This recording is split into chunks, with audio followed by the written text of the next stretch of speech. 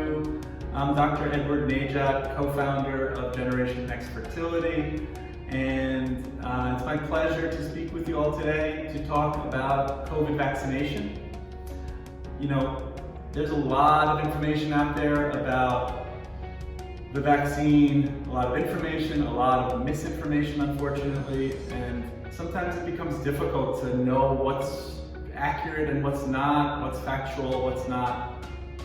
So I wanted to just share with you all a little bit about my experience in getting vaccinated and the importance of it in terms of doing so for everyone that it's made available to.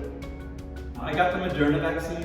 I was offered the vaccine through my affiliation with New York Presbyterian Hospital, and I received it about 2 weeks ago.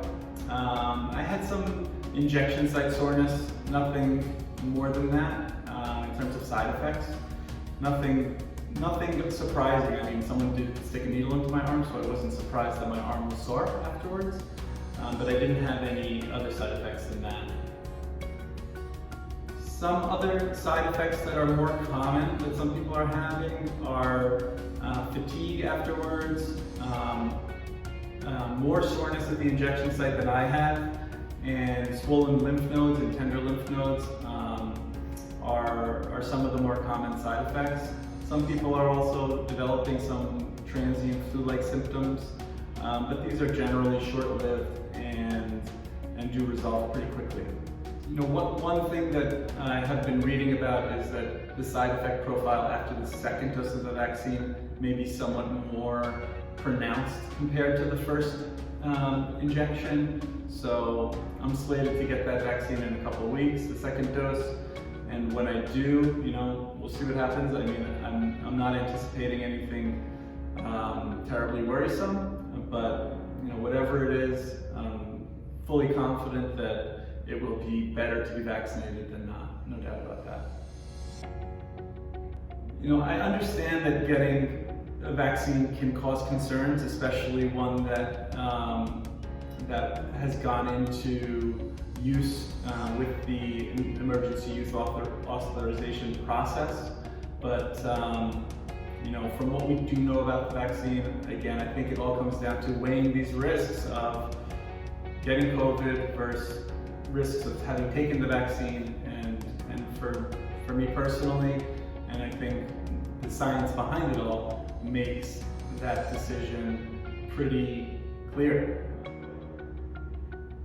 I've been honestly dreaming about getting this first dose for a long time now, and when I got the invitation from New York Presbyterian to come and get vaccinated, it was, for me, somewhat of a religious experience. I'm not a religious person, but I was just so excited about the opportunity to get vaccinated that you know, just even driving up to the hospital, parking, walking through the halls of the hospital, and having someone stick that needle in my arm, I was smiling ear to ear, which unfortunately couldn't be seen behind my mask, but it was really an amazing experience, and just knowing that my body is developing an immune response against COVID so that I'm safer, my staff is safer, my patients are safer, my family's safer, and the community at large is safer. I mean, it's just amazing. And it's so amazing that humanity, scientists, and everybody working together was able to get this vaccine produced all in less than a year. I mean, it's just a truly remarkable feat that I can't be grateful enough for. In terms of how often I interact with COVID patients, you know, we, in our line of work at a fertility center, if someone has COVID, we are generally recommending that they postpone any fertility treatment until they've recovered from the virus. So the vast majority of patients who come into the office don't have COVID.